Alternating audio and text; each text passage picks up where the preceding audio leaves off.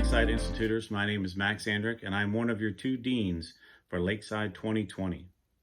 As you can tell, we're not at Lakeside. I'm here in my home office where I've been for, the last 120 million thousand days. At least that's what it feels like. But you know what? This year, God has given us a fantastic opportunity to realize that the location of camp is just part of what He gives us and of the blessings that we are able to enjoy. This year, we're going to take camp in where we are as we are. We're still going to have small groups. We're still going to have morning watches, and there'll be so much more for you to enjoy over these several weeks. Our chaplain is going to be Karen Munsing, affectionately known as PK, and she's going to give us some messages and some pointers on resilience and what that means. I'm looking forward to it. I hope to see you guys in the small groups and the breakout sessions we have. I'm excited. You ready? Let's go.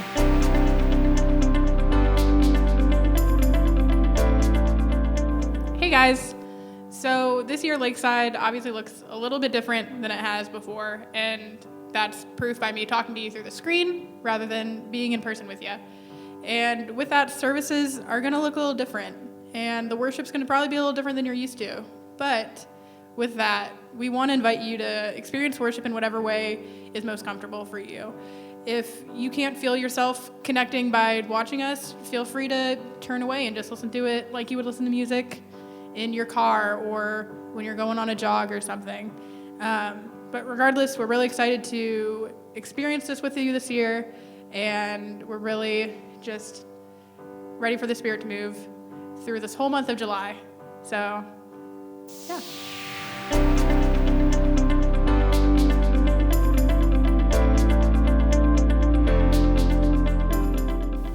And Jesus said, "Come to the water, stand by my side. I know you are thirsty, you won't be denied. I felt every teardrop when in darkness you cried, and I long to remind you that for those tears I died. You said you'd come and share all my sorrows. You said you'd be there for all my tomorrows.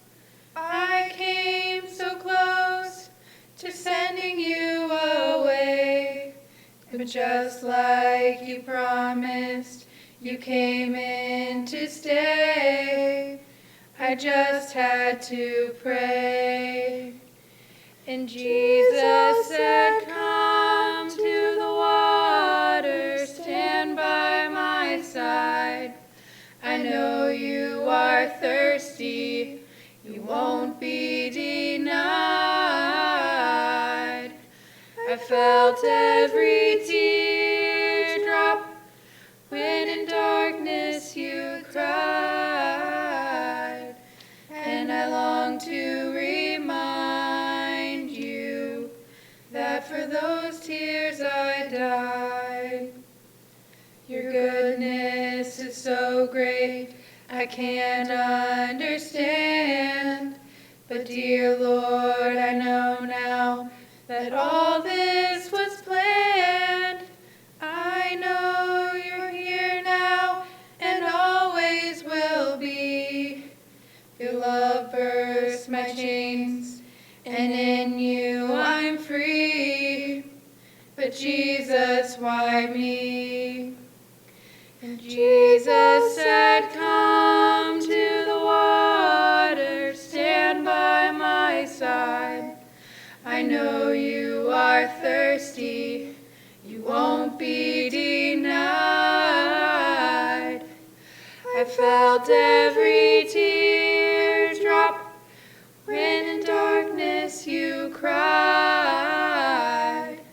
and I long to remind you that for those tears I died. Jesus, I give you my heart and my soul. without you, I'll never be whole. Savior, you opened all the right doors, and I thank you and praise you from earth's humble shores. Take me, I'm yours. And Jesus said, come to the water, stand by my side.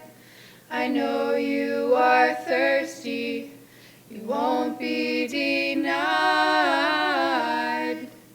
I felt every teardrop when in darkness you cried, and I long to remind you that for those tears I died.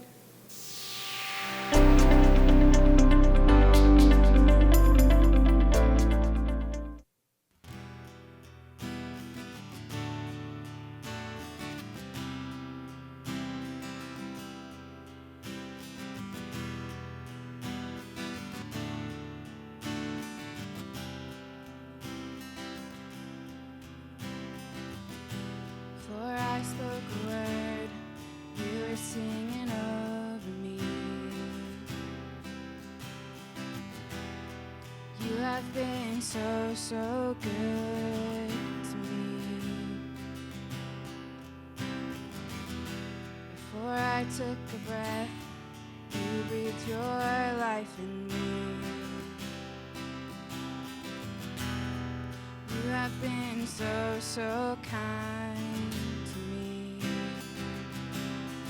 Oh, the overwhelming, never-ending, reckless love of God. Oh, it chases me down, fights till I'm found, leaves the 99. I couldn't earn it, I don't deserve it, still you give yourself away. Oh, the overwhelming, never-ending, reckless love of God.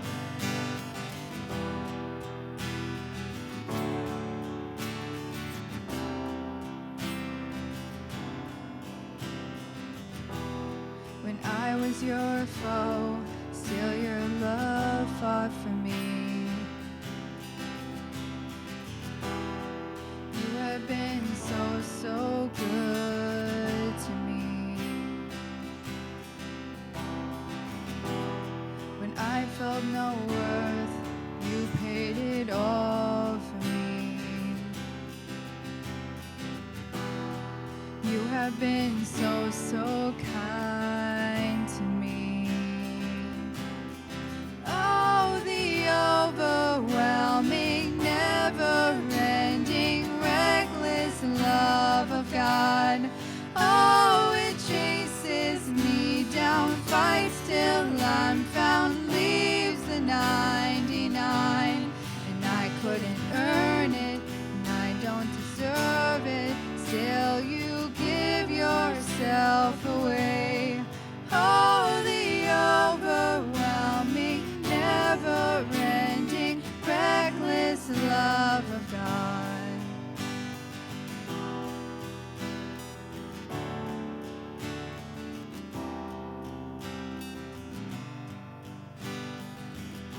There's no shadow you won't light up, mountain you won't climb up, coming after me. There's no wall you won't kick down, lie you won't tear down, coming after me. There's no shadow you won't light up, mountain you won't climb up, coming after me. There's no wall you won't kick down, lie you won't tear down, coming after me. There's no shadow you won't light up, mountain you won't climb up, coming after me. There's no wall you won't kick down, lie you won't tear down, coming after me. There's no shadow you won't light up, mountain you won't climb up, no wall you won't kick down, lie you won't tear down, coming after me. Oh, the overwhelming, never-ending, reckless love of God. Oh, it chases me down, fights till I'm found, leaves the 99, and I couldn't earn it, and I don't deserve it, still you give yourself away. Oh, the overwhelming, never-ending, reckless love of God. Oh, the overwhelming, never-ending, reckless love of God.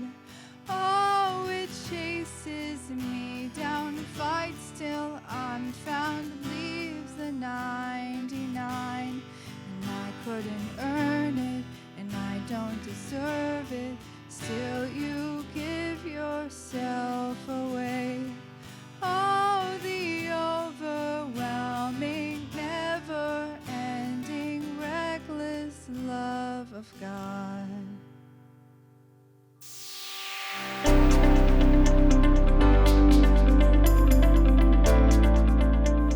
Lord, prepare me to be a sanctuary, pure and holy, tried and true. With thanksgiving, I'll be a living sanctuary for you. Lord, prepare me to be a sanctuary, pure and holy, tried and true. With thanksgiving, I'll be a living sanctuary for you.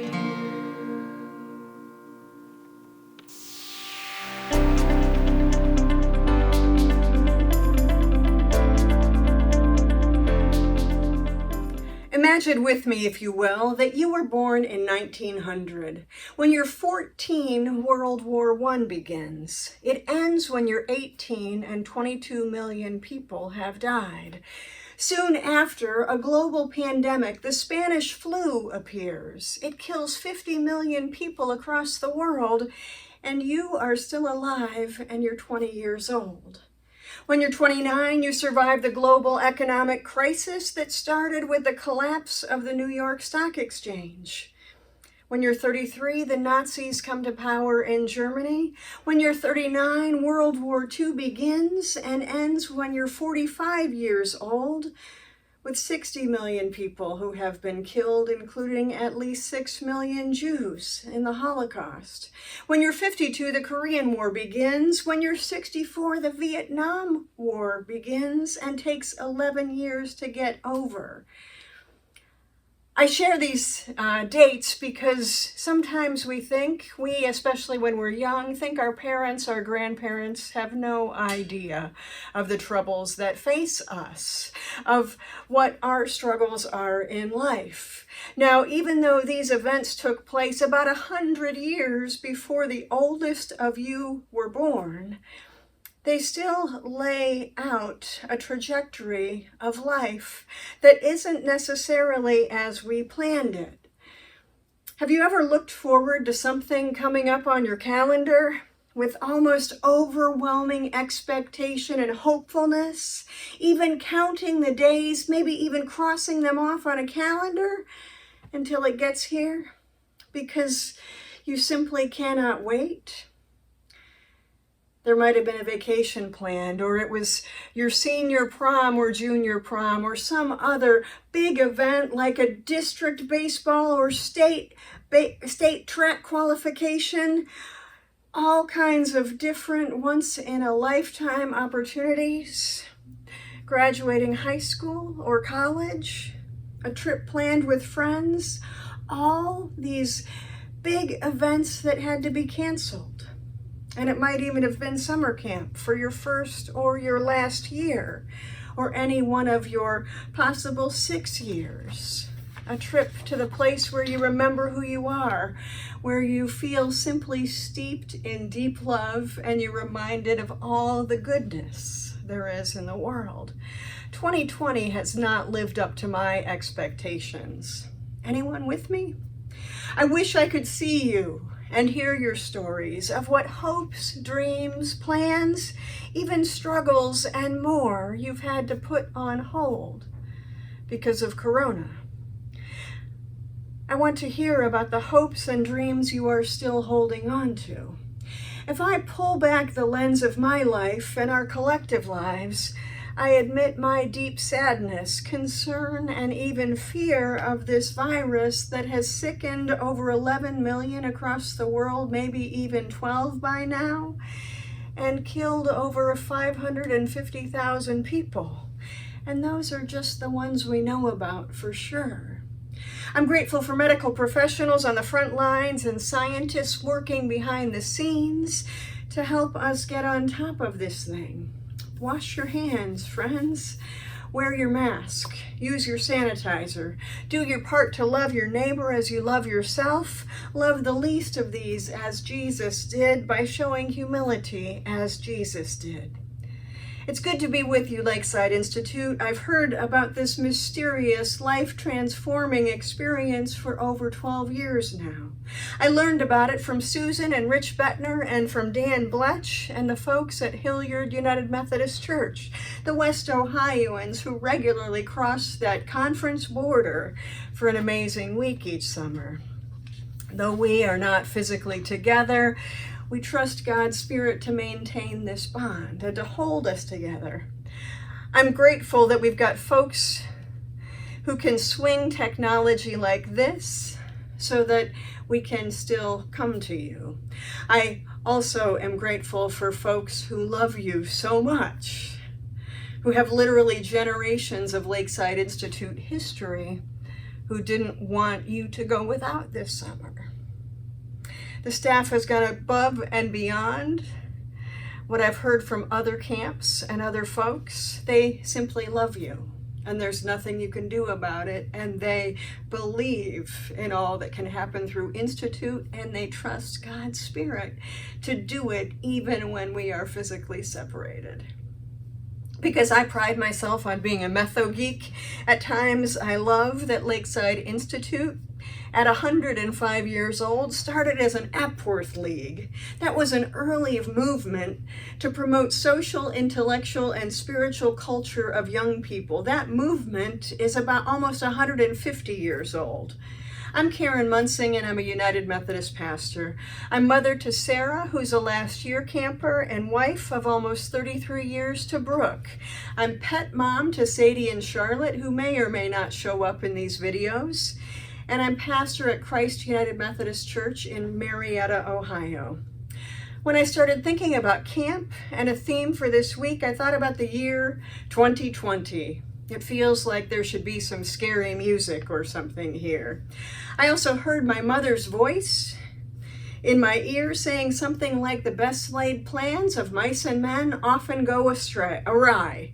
I don't know the origin, or I didn't before this, other than that my mom would say it. And obviously it embedded inside of me. My grandmother would say it too, so mom had also learned it. Turns out it comes from a poem from the 18th century by Robert Burns, and John Steinbeck pulled out his book title of Mice and Men from that quote. But I digress. Sometimes our hopes, dreams, and plans don't matter. Sometimes life happens in a way we don't expect. Sometimes a pandemic happens, and life as we know it comes to a screeching halt.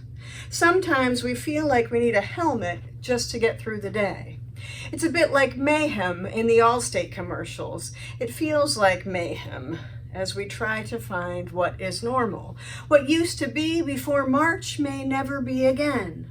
And when we get to the other side of this, things will look different than they did before. We will be different, whether we want to be or not.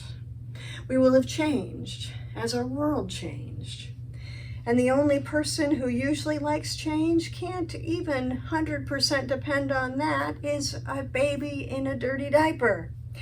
Change is hard, especially when we don't see it coming. In the midst of the chaos of change, it can be hard to go on.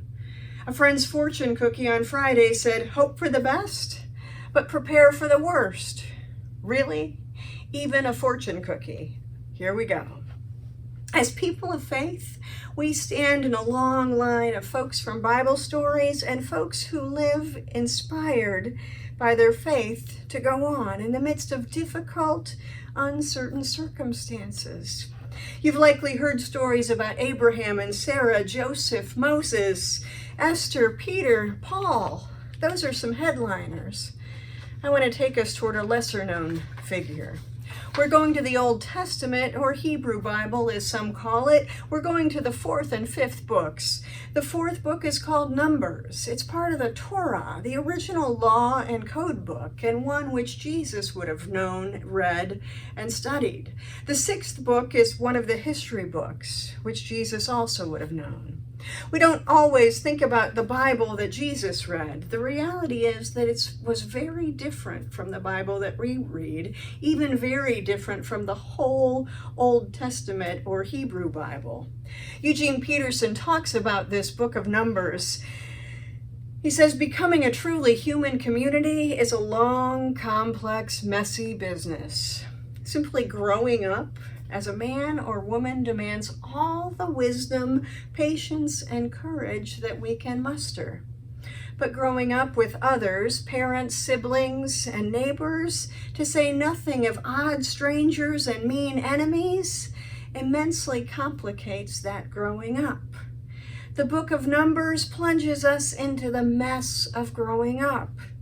The stories give us a realistic feel for what's involved in being included in the people of God, which is to say a human community that honors God, lives out love and justice in daily life, learns how to deal with sin in ourselves and others and in our world, and follows God's commands into a future of blessing. The Bible is our primary text for showing us how to be a human being, created by God and called by God to live a life of obedient faith and sacrificial love. There's nowhere in the whole book that we're told that this will be an easy journey. We need help, organizationally and relationally, for sure. Sometimes we need help getting along with each other. We can be less than kind at times. The book of Numbers gives us a number of scenarios of the difficulties we have when we come together and in staying together. So let's jump in. The book is written to and for the Israelites, the folks who, led by Moses, have fled from Pharaoh's oppressive rule in Egypt. They have finally gotten out and away. They have finally broken free and are on their way to the promised land. Joshua has been with Moses as his right-hand man since his youth. We can presume that he's still quite a bit younger than Moses. The story of Exodus and the Israelites is of Moses leading the formerly enslaved people to freedom. They wandered in the desert for a long time, 40 years and more. And as the leader of the people, Moses heard a whole lot of grumbling. As the Israelites are getting nearer the promised land, Moses sends out a scout team of 12 to check out a village that they'll be going through. They want to find out if they can win in a battle against them, whether they can conquer the territory and the people. 10 of the 12 who return to report declare that the men in the village are like giants, so large, in fact, that next to them we look like little grasshoppers. They are huge and great in number, and there is no way that we should consider going in. And then there's Joshua and his sidekick Caleb. They are younger than the others and perhaps more idealistic and certainly less fearful. They take a look around, confer with each other, and declare, "Let's do this." So I can only imagine how they're feeling, listening to their elders declare that their voice of reason and extreme caution bordering on fearfulness. Maybe you've been in a situation like that where someone older and wiser has diminished your youthful ideas, your youthful hope, barely giving you a hearing, even squashing you before you can get a suggestion out of your mouth. Because they returned with a story that was void of hope, everything is hopeless, the people begin to revolt against Moses again. They were ready to overthrow him and choose a new leader, or even go back to Egypt where they had been slaves for over 400 years. At least there they could count on food and water back in those days. After the elders had spoken their piece, Joshua and Caleb told Moses a different story. God told Moses to listen to them, but because of the fear of the elders, God said that those men wouldn't get to cross over into Canaan, into the promised land, until those elders had died off, literally. Now I've got to confess my discomfort and difficulty reconciling all of these barbaric Old Testament battles and following the Prince of Peace. And we couldn't make sense of that in our short time together. I simply want you to know that I wrestle with this stuff, and it's okay if you do too. Faith, even and especially resilient faith, has to do with marrying the visible, what we can see, and the invisible. When we engage in an act of faith, as Joshua and Caleb did, we give up insisting that our head knowledge is our primary means of understanding. Yes, God gave us brains, and we should use them, and there is more. Faith isn't a conclusion we come to simply on the basis of what we see. Faith is a conclusion we come to on the basis of who God is, even who God says God is. When we bring God into our questions, we fuse the invisible and the visible, and we get a different way of looking at the world around us. Some say that living by faith is a risky way to live. What isn't often said is that living by sight has its risks too, sometimes even greater risks. The greater danger, at least from the story of Joshua and Caleb, wasn't living by faith, but living by unbelief, the way the rest of the nation lived. Resilience. Resilience is the capacity to bounce back, the capacity to withstand hardship, the capacity even to repair yourself with a little help from your friends and from your God. In 2020, unless you're a unicorn, your resilience has been tested.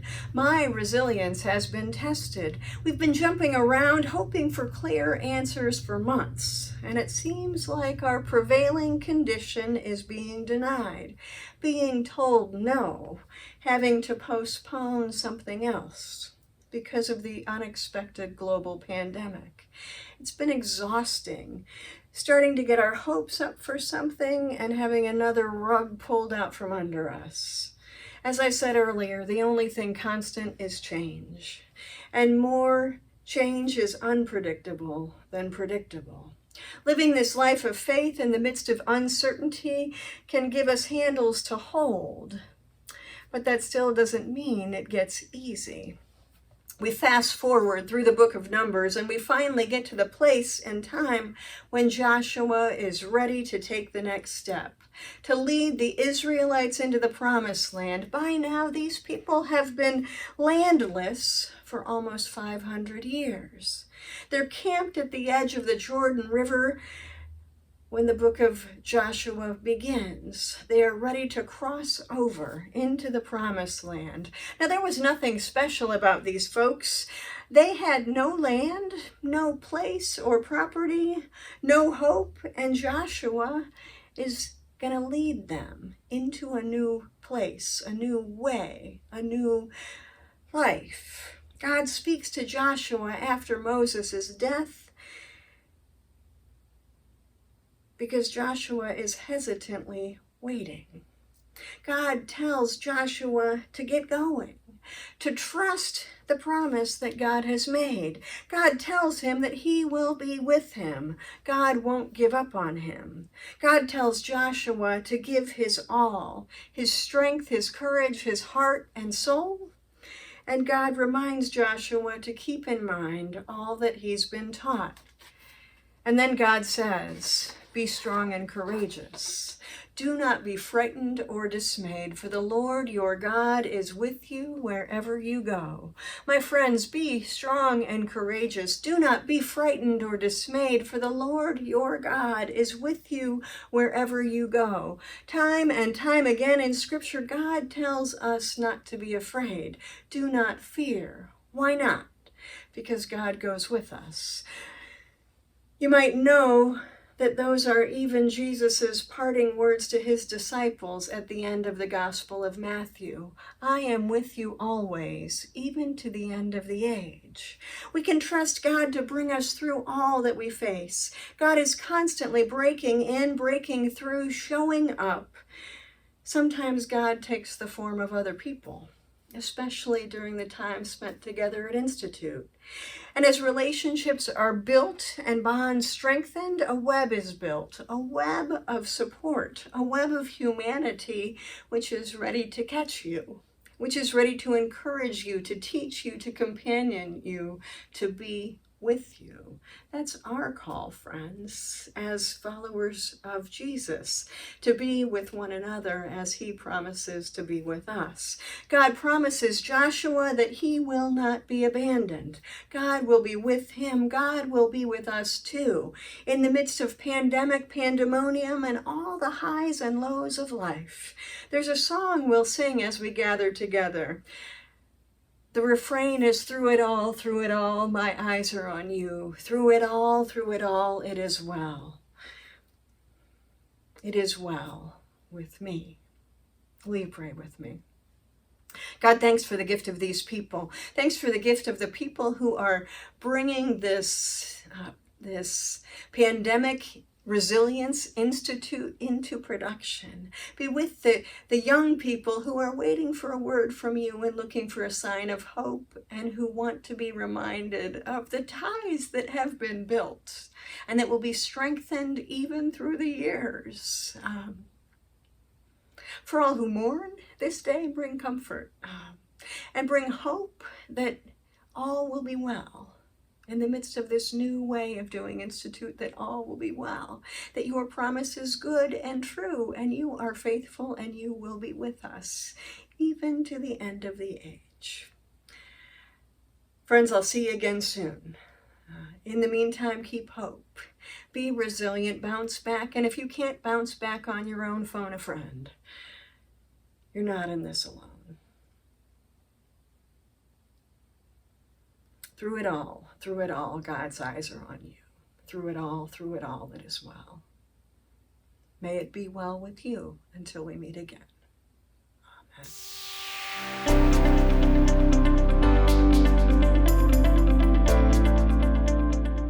Hi everyone, my name's Megan, and I'm one of the codings for Lakeside Institute. First, I would like to express our appreciation and gratitude for you guys joining us on this virtual journey this year and mixing things up a bit with us.